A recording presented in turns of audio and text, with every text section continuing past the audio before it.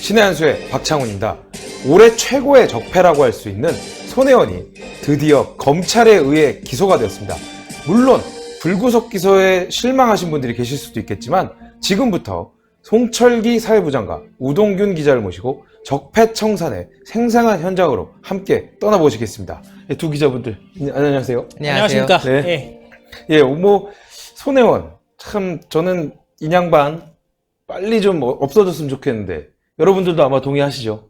요 전반적인 사건에 대해서 우동균 기자가 먼저 좀 설명을 좀 해주시면서 여러분들께 다시 한번 리마인드를 좀 시켜주시기 바랍니다. 일단은 더할 거 없이요. 빨리 자료 한번 보면서 이야기를 나누도록 하겠습니다. 네, 보면은 이곳이 바로 이제 문제가 됐던 손혜원의 부동산 투기와 관련된 의혹이 제기된 곳인데요. 바로 목포 근대역사 문화공간입니다. 네, 지난 1월이었죠. SBS 단독 보도에서 이제 언급이 되기 시작했던 건데 처음에는 그 창성장이라고 해가지고 기존에 그 일본식 가옥을 리모델링한 그 숙박업소가 있습니다. 여기서부터 논란이 이제 시작됐던 건데 이후에 뭐 조카 명의를 이용했다, 뭐 보좌관 부부들도 관여했다 해서 이제 계속 일이 퍼졌거든요. 처음에는 뭐 9채였다. 뭐 몇 채였다 했는데 매일매일 추가돼가지고 지금 뭐 세는 게 의미가 없을 지경이 됐고요. 어쨌든 이 손혜원이 부동산을 사들였던 시기에 그 국회 문체위 여당 간사였다는 거죠. 그래서 이게 미공개 정보를 이용한 차명 투자 아니냐라는 논란이 이제 잇따랐던 상황인 거고요. 사진을 보시면은 이게 이제 2018년 10월 25일에 국회 문체위에서 목포에 방문했을 당시의 모습인데 이렇게 손혜원 의원이 소속으로서 참여하고 있지 않습니까? 근데 시기적으로 보면은 본인과 그 주변에는 이미 사재기를 해놓은 상황이다 라는 정황이 있다라는 것이 지금 현재 알려진 바였고요. 근데 중요한 거는 검찰에서 이 해당 결과를 이제 발표했는데 오늘입니다. 이 목포 부동산 투기 의혹 관련해서 실체가 있는 것이다 라고 결론 내린 거예요.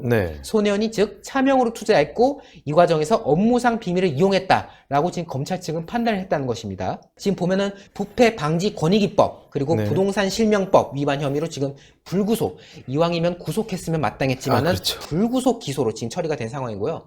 참 많은 분들이 불만을 가지셨겠지만 어쨌든 의혹 제기 후 5개월 만에 재판에 넘겨진 상황인데 세부적으로 보면 이렇습니다. 목포시청 관계자로부터 이 도시재생 사업 계획이 포함된 보안 자료를 빼돌렸다는 거예요. 빼돌렸고 이 정보를 이용해서 목포시 도시재생 사업구역에 포함되어 있는 이 부동산 지역들이 있지 않겠습니까? 여기서 14억 상당의 그 부동산, 토지로는 26필지, 그리고 건물로는 21채를 지인과 재단 등이 매입하게 한 혐의, 그러니까 약간 차명 의혹이 이제 짙은 상황인 거죠. 이 과정에서 보면은 조카 소영 씨의 명의를 빌려서 약 7,200만 원 규모의 부동산들을 이제 차명 보유한 의혹이 또 있는 상황이고요. 그녀의 보좌관이었던 그 조 씨 같은 경우는 같이 그 보안 자료를 이용해 가지고 본인의 또 딸 명의로 부동산을 매입하고 또 남편, 지인 등을 통해서도 또 부동산을 이제 사들인 혐의가 제기되고 있습니다. 이 때문에 검찰에서는 이 보좌관 조 씨에 대해서도 공무상 비밀 누설 그리고 부패방지법, 부동산 실명법 위반으로 지금 현재 적용해서 재판에 들어가게 됐고요. 또 이 해당 정보를 빼돌리는데 이제 가담했던 그 A 씨에 대해서도 절도 혐의를 또 지금 적용해서 불구속 기소하겠다라고 지금 보고 있는 그런 상황입니다. 아, 그렇군요. 이게 이제 간단하게 말씀드리면 그런 겁니다. 국회의원은 어느 기관이든 공공기관에는 자료를 요구할 수 있습니다. 그렇기 때문에 방금 이야기했던 그런 자료 요구해서 받으면 거기에 어떻게 할 건지 계획이 다 나오지 않습니까? 그런 걸 바탕으로 부동산 투기를 충분히 할 수 있는 거죠. 지금 문제가 된 게 바로 그런 부분 아닙니까? 그렇기 때문에 이것이 아주 큰 범죄가 되는 거고 죄질이 아주 나쁜 겁니다. 국민이 국회의원에게 준 권리 아닙니까? 대신 자신들을 위해 싸워달라, 대신 싸워달라 해서 준 권한을 가지고 지금 개인의 사익을 위해서 움직인 건데요. 이게 아주 큰 문제라고 저는 생각을 하는데 홍철기 사회부장님께서는 어떻게 생각하시는지요? 결국에는 이해가 충돌이 되는 거죠. 국회의원이 정보의 접근성이 사실 남들보다 훨씬 뛰어나지 않겠습니까?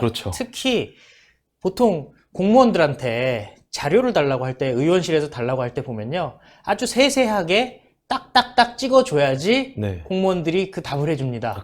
예를 들어서 이번에 관련된 것이 도시재생사업인데요. 도시재생사업에 대한 자료를 달라. 그럼 정말 뭉뚱그려서 줘서 어디다 쓸 수 없는 자료를 줍니다.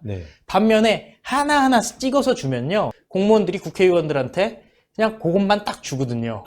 제가 봤을 때 이 상황에서는 문체위에 있으면서 정말 많은 자료들을 아마 받았을 거예요. 그것도 부족해서 또 불법적으로 그걸 탈취했다. 지금 보면은 뭐 훔쳤다라는 연합뉴스 기사에 보면은 자료를 불법적으로 훔쳤다라는 얘기까지 나오고 있거든요. 그럼 불법적으로 훔친 자료를 활용해서 투기에 사용했다. 이게 어떻게 불구속 기소인지 사실 저는 잘 모르겠습니다. 보수 쪽 사람들 같은 경우는 진짜 별거 아닌 것 같고도 일단 구속을 시키고 보지 않습니까? 그렇죠. 뭐 달걀 2개를 들었는데도 구속이 되기도 하고. 그런데 어떻게 이 사람은 그런 구속에서 다 피할 수가 있었는지, 그리고 마침 지금 딱 이렇게 불구속으로 해서 기소 의견으로 넘긴 상황이 어찌 딱 보면은 또 검찰총장이 딱 바뀌는 그런 시점인지 그런 게 좀 궁금해지긴 합니다.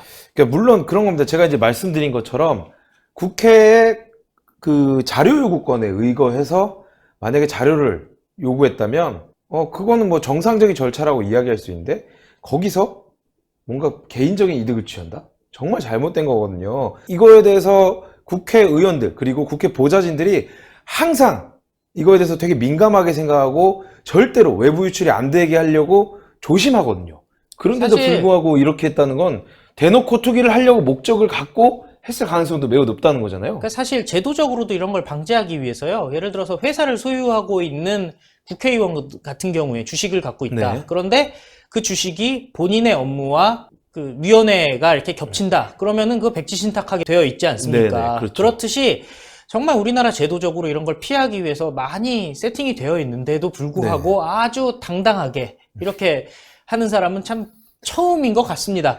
그런데 도시재생 뉴딜이라고 해가지고 이 사업이 사실은 좀 문제가 많아 보여요. 한번 자료를 보시면서 얘기를 해보시면 좋겠는데요. 한번 보실까요? 2019년 도시재생 예산이 6,463억이나 됩니다. 적은 돈이 아니죠. 그런데 이것도 원래 국토교통부에서 올릴 때는 작년에 올릴 때는 4,600억을 올렸는데요. 국회를 통과하면서 오히려 한 2천억쯤이 늘어난 케이스예요. 그리고 결국에는 이제 손혜원도 문화체육위에서 이런 것들을 당연히 하고 정보를 입수했다라고 봐야죠. 그리고 지금 화면에 나오고 있는 게 목포의 도시재생센터의 화면이거든요. 목포 같은 경우는 1년에 200억, 5년 동안 1,000억을 도시재생에 쓰도록 되어 있습니다. 그리고 다음 화면을 보시면요. 목포 지역의 그런 도시재생 계획인데요. 이게 바로 사전에 탈취가 됐던, 지금이야 완전히 공개가 돼서 이게 나와 있는 거지만 여기 보시면 1번 라인이 있습니다. 찾아보시면 1번이 한번 보이죠? 네네. 그 1번이 문화거리로 이렇게 지정이 돼가지고 손혜원이 집중적으로 창성장부터 시작해가지고 꽤 많이 건물과 땅을 산 걸로 돼 있지 않습니까? 이곳에 집중적으로 땅을 사버렸습니다. 그런데 또 재밌는 거는 보통 이렇게 해서 정보가 유출이 되면요, 계획을 수정한다던가 뭐 이런 사후 조치가 있어야 될 거 아니겠습니까?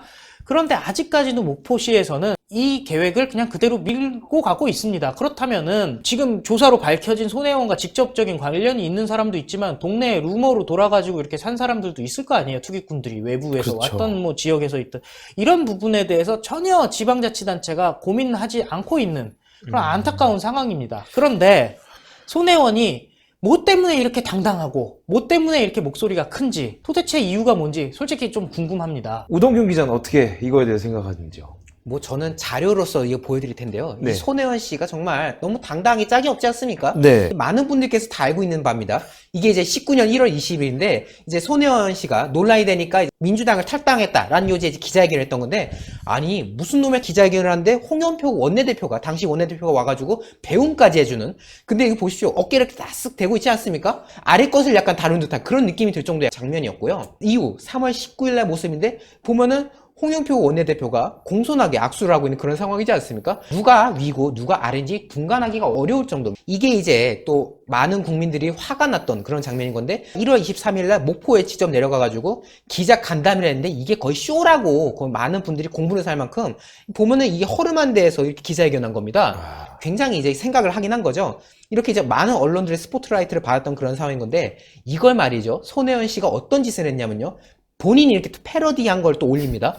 보면은 이게 손윗 목포에서 하면서 페이크 뉴스 SBS라고 해가지고 본인을 저격했던 SBS를 또 욕하는 이제 그런 황당함이 있었고요. 또 다음 사진을 보면요, 참 이것도 유명한 사진인데, 자유한국당의 나경원 원내대표가 또 이 논란이 있을 당시에 목포까지 직접 찾아가서 이제 많이 추적을 했지 않습니까? 이것을 두고 또 저격하는 글을 올린 건데, 이럴 때 성지 사진이라고 하나요? 라고 하면서 이제 나경원 원내대표를 욕하는 그런 사진을 또 인용해가지고 정말 어처구니가 없는 상황이 있었습니다.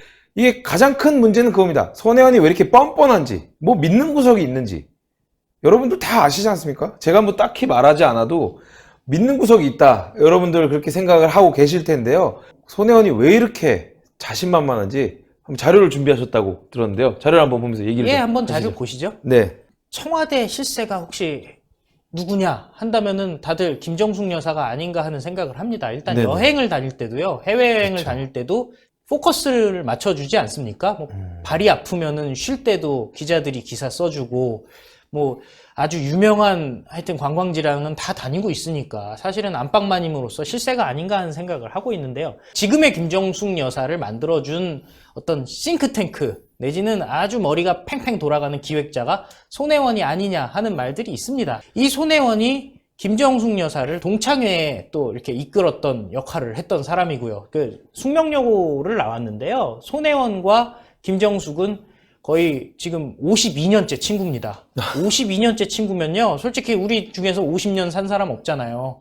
정말 오랜 시간 동안, 반백년 동안 절친으로 지내왔고요. 그런 김정숙의 어떤 이미지 메이킹이나 뭐 이런 것들을 손혜원이 쭉 해왔기 때문에 사실 어떤 누구도 건드릴 수가 없는 게 아닌가 하는 생각이 드는 거죠. 그리고 실제로 대통령이 2017년 5월 10일에 되자마자 네. 손혜원과 김정숙이 둘이 같이 숙명여고로 그냥 갑니다. 그래서 거기에서 숙명여고의 선후배들을 모시고 이렇게 인사하는 행사를 갖습니다. 거기서도 바로 옆에 있는 사람이 손혜원 아니겠습니까? 그러니까 이런 아주 특별한 관계, 이런 특별한 관계 때문에 손혜원이 뵈는 게 없는 게 아닌가 하는 생각을 합니다. 그리고요, 실제로 이게 거래 관계나 이런 것도 드러나는데요. 한번 다음 화면 보시면요. 손혜원의 보좌관이요, 문재인의 사저를 매입하는 일이 벌어졌었습니다. 2015년 12월 17일에요. 김정숙 여사 명의로 문재인 사저, 소위 말하는 홍은동 사저죠. 그리고 나서 대통령이 되고 난 후에 김재준이라는 청와대 행정관이 매입한 걸로 돼 있는데요. 그런데 이 사람 보면요, 원래 19대 때 문재인 보좌관을 했었고요. 20대에는 손혜원 보좌관을 합니다. 또 문재인 캠프로 들어가서 청와대까지 가게 됩니다. 그럼 문재인과 손혜원이 직접적으로 관련이 있겠습니까? 누가 봐도 중간에 다른 사람이 있겠죠. 그게 김정숙 여사임에는 분명하고요. 아주 세 사람이 어쨌든 문재인 대통령과 김정숙 여사와 손혜원이 서로 오랫동안 좋은 관계를 유지했을 수밖에 없는 상황이고, 특히 인사에도 지금 개입했다는 정황이 드러나는 거 아니겠습니까? 그러네요. 단순히 인사에만 개입한 게 아니라 금전거래 내지는 부동산 거래까지도 그 그룹 안에서 지금 이루어지고 있다. 네. 그런데 마침 이 타이밍이 뭐냐? 문무일과 윤석열이 바톤 터치를 하는 시점입니다. 그러니까요. 그 윤석열의 경우에는 지금 많은 사람들이 얘기하지 않습니까? 뭐 공수처라든지 검경 수사권 조정을 총대를 메고 아마 문재인이 원하는 대로 하려고 윤석열이 총장이 된 거다, 이런 의심을 많이 받고 있지 않습니까?